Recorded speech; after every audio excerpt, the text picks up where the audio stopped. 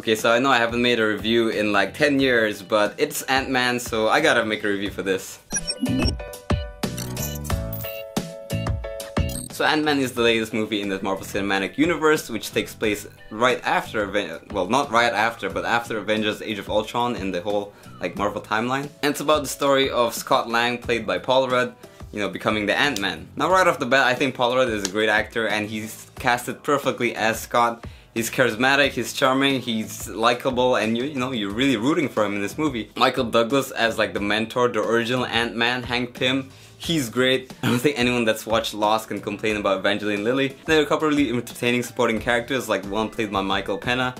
This guy is just absolutely hilarious. He'll have you laughing throughout the movie, and it's really, it has that brand of Marvel humor. But overall, Ant-Man does feel more lighthearted and easygoing compared to like Winter Soldier or Age of Ultron. And despite the scale of the movie not being as big as any of those two, funnily enough, staying true with the Ant-Man theme, this movie proves that you don't need things to be huge, you don't need a huge scale movie for it to be entertaining, successful, and just fun. The story basically sets up Ant-Man to be in the Marvel Cinematic Universe, and the way they tie it into what happened in Avengers Age of Ultron is actually really well done, and it didn't feel forced at all. And you gotta give props to the marketing department because none of the trailers spoiled anything about this. But going back to the main story itself, it's basically Scott Lang becoming the Ant-Man and learning the history of the tech, and of course fighting your typical evil villain corporation guy. Like, this is probably being kind of nitpicky, but the main villain in this movie is very stereotypical comic book villain. He's the evil CEO that wants to, you know, do bad stuff and take over the world and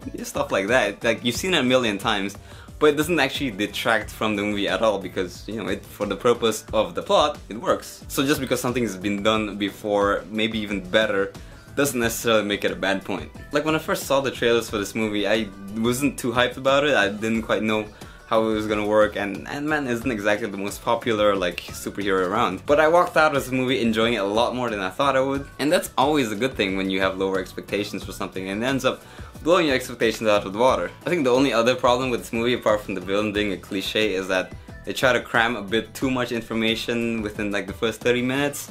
But I guess that's because they want to, I guess, they'll tell you about the Ant-Man. Because actually, like, Scott Lang is not the first Ant-Man, he's like the second. So they throw you all this backstory and you have to like just kind of absorb it really quick, and like some things weren't really explained to the fullest as much as I would like it to be. But overall, this movie is still massively entertaining and enjoyable. If I'm totally honest, I wouldn't call it an action movie as much as it is like a heist movie. Because to me, it kind of felt like a heist movie that happened to have Marvel elements with it. And that's not a bad thing.